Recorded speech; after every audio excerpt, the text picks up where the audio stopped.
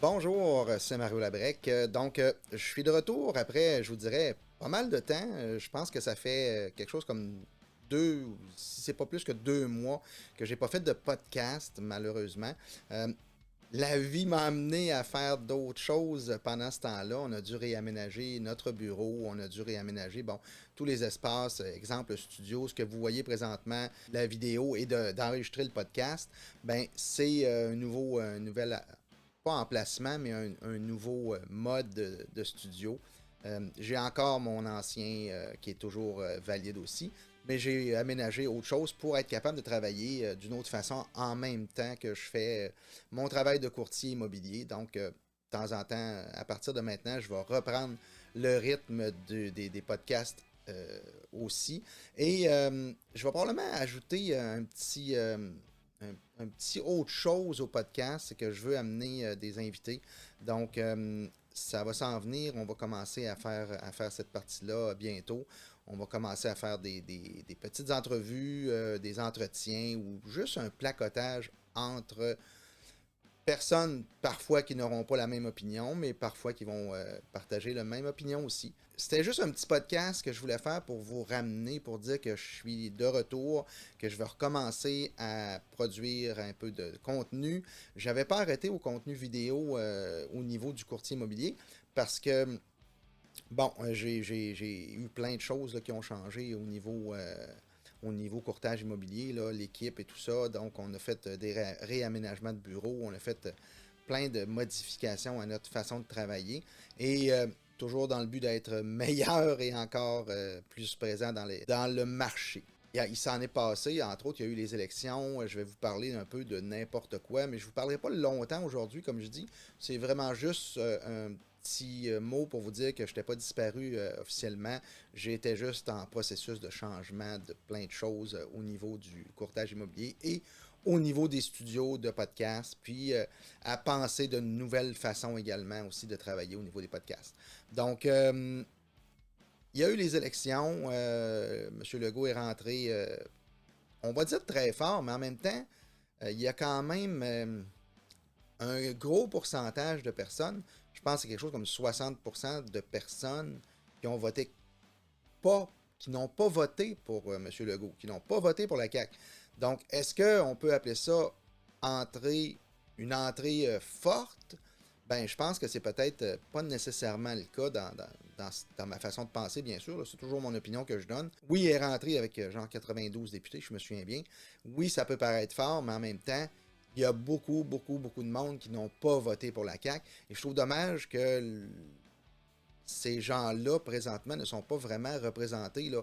Autant au niveau du Parti conservateur, autant du Parti québécois, autant... Bon, ils ont réussi au libéral à avoir quand même une vingtaine de députés. Je pense que c'est quand même bon également de leur part, mais il reste que leur député est concentré vraiment dans l'île de Montréal. Puis même qu'hier, ils ont mis en dehors du caucus la seule députée, de ce que j'ai compris, qui était élue en dehors du 514 de l'île de Montréal directement, donc dans le 450. Je sais que j'ai vu des petites choses qui n'étaient pas... je pense que les gens au Parti libéral sont pas contents de la façon dont ça s'est passé. Il y a eu beaucoup de commentaires, mais ça fait juste commencer probablement, et même à l'intérieur de la CAQ, il va probablement y avoir... il y en a eu un aujourd'hui, pas aujourd'hui, mais cette semaine, qui est sorti aussi, qui n'était pas content de ne pas être nommé ministre. Bon, ça fait juste commencer parce qu'il y a 30 ministres puis il y a 92 sièges, je pense. Fait qu'il y a quand même beaucoup, beaucoup de monde qui sont pas contents de leur situation et ça pourrait amener des gens à changer de parti directement ou à tomber indépendants. Faut s'attendre à ça là, dans les prochains mois probablement. Peut-être même plus rapidement qu'on pense, mais dans les prochains mois, ça devrait bouger dans les deux partis, autant la CAQ que le libéral, parce que ça brasse. Est-ce que Dominique Anglade va rester au sein du parti comme chef? Je ne le sais pas. Ça brasse beaucoup en politique, même si on vient d'avoir des élections et même si la CAQ a été élue majoritairement. Mais encore là, la CAQ avait parlé de changer le mode de scrutin même avant la première élection quand ils ont remporté. Puis là, je pense qu'ils ont fermé encore la porte à ça. C'est sûr que quand on est élu, On ne viendra pas changer le mode de scrutin pour dire, ben, si jamais on faisait des élections aujourd'hui, on ne serait pas aussi fort ou on serait peut-être même pas élu.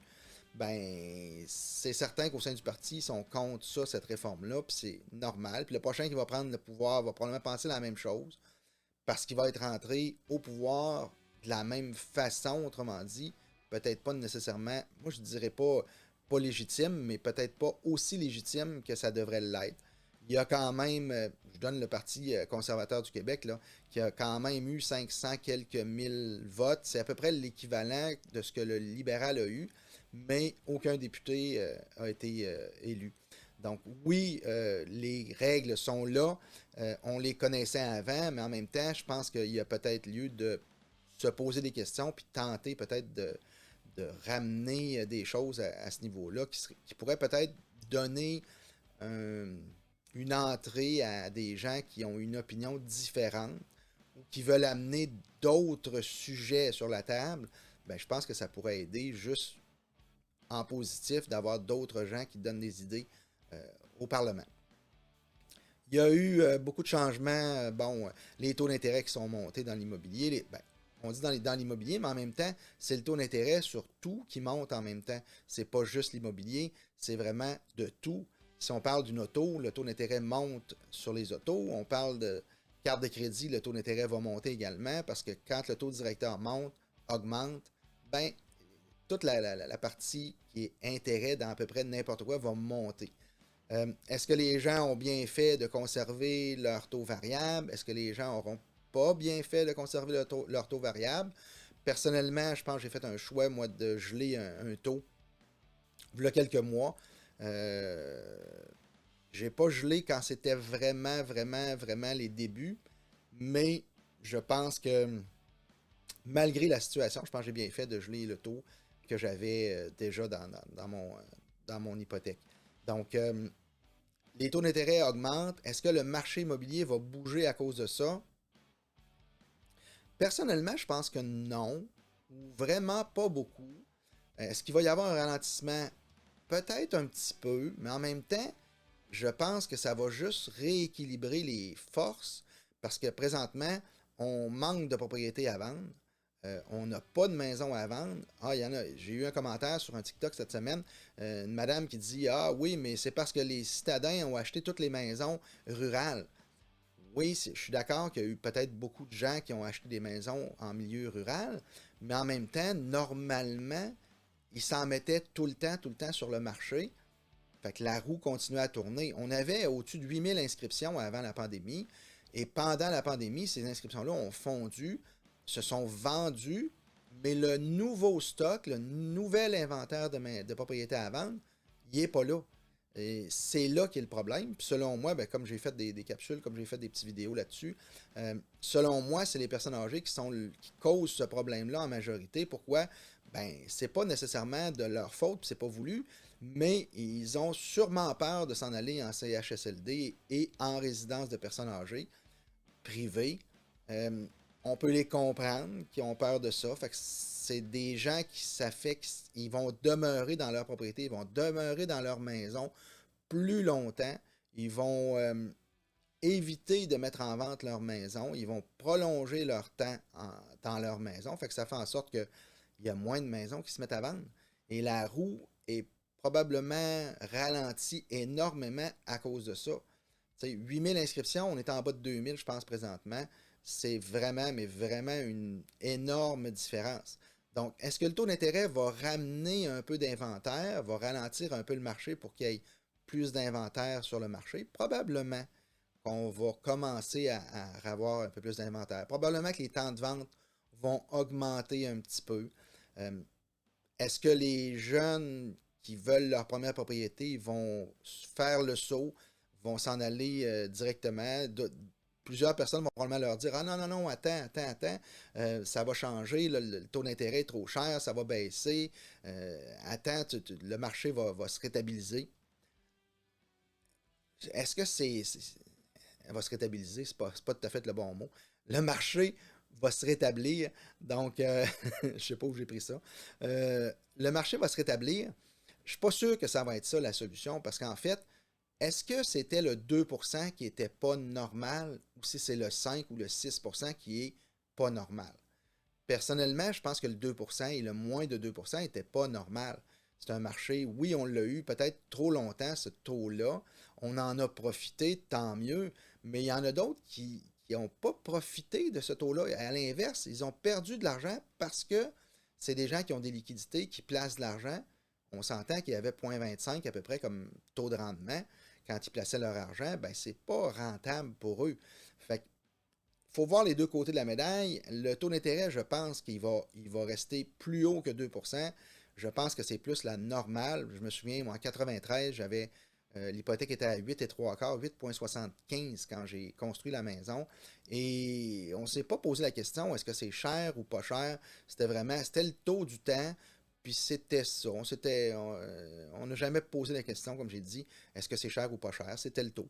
Et aujourd'hui, on se ramasse avec un taux peut-être de 5 ou 5,25 ou quelque chose du genre. Là.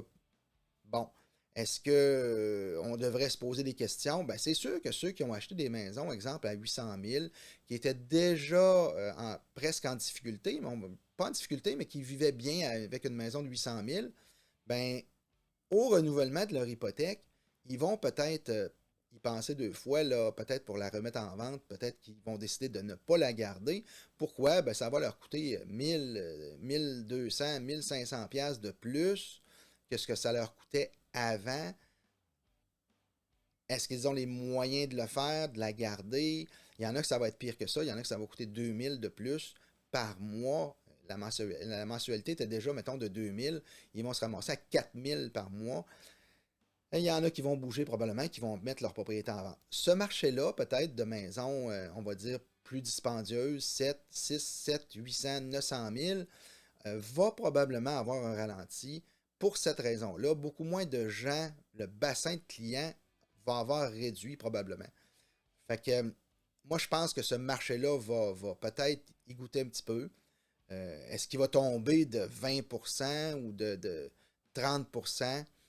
Bonne question, mais ça, c'est un marché qui fait mal à cette gamme de prix-là. Est-ce que ça va se répercuter dans les maisons de 300 à 400 000? Pas certain pour moi. Je pense que les gens qui ont des bons salaires, qui ont une bonne job, vont quand même faire le saut pour acheter une maison de 300 à 400 000 et être capable d'assumer l'hypothèque à 5 euh, assez, pas facilement, parce que c'est toujours plate de payer plus cher dans le vide, mais je veux dire qu'ils vont quand même être capables de faire le saut, puis d'avoir une maison, puis d'être capable de payer la mensualité et d'être capable d'arriver à chaque mois. Est-ce qu'ils vont couper des restaurants? Est-ce qu'ils vont couper d'autres sorties? Est-ce qu'ils vont couper des voyages? Ben ça reste à savoir. Les gens vont couper où ils vont penser récupérer le plus d'argent, puis avoir le moins de problèmes possible. Je pense que c'est peut-être ça la solution pour eux. Donc, je ne le ferai pas beaucoup plus long que ça, mon petit podcast d'aujourd'hui. Comme j'ai dit, je voulais juste me ressaucer, faire des petits tests aussi en même temps pour l'équipement, pour voir si tout était correct de la façon dont je l'ai disposé. On va probablement faire des changements, on va probablement avoir des modifications encore qui vont suivre. Et j'ai probablement aussi l'intention, comme j'ai dit, de faire des podcasts peut-être ailleurs que où je suis présentement dans mon bureau de travail. Ça va peut-être changer aussi la donne là, quand je vais changer d'endroit. Le décor va être différent.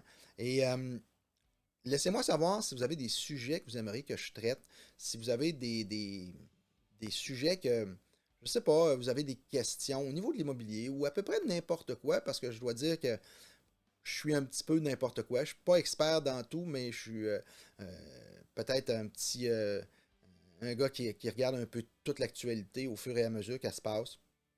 C'est sûr que j'ai des opinions. J'ai des opinions qui peut-être ne sont pas les mêmes que les vôtres, mais je prends quand même le loisir de l'étaler et d'en parler et d'être capable même d'en débattre avec des personnes si jamais ça leur tente. Ben, faites-moi signe, ça va me faire plaisir de vous recevoir, soit en personne directement ou même à distance. On peut se faire comme des genres de Zoom. Je peux vous faire un podcast assez, assez flyé. Là. J'ai l'équipement, j'ai la façon de faire. Puis il irait juste à pratiquer plusieurs choses. Mais en réalité, Je pense qu'on est prêt à ça, puis les gens sont prêts à ça également. Donc, laissez-moi savoir dans les commentaires, ce que vous aimeriez, ce que vous aimez pas, ce que vous en pensez, n'importe quoi. Je suis ouvert à ça, puis je vais vous répondre également. Ça va me faire plaisir aussi. Donc, merci beaucoup et à la prochaine. Ça devrait pas être trop long cette fois-ci.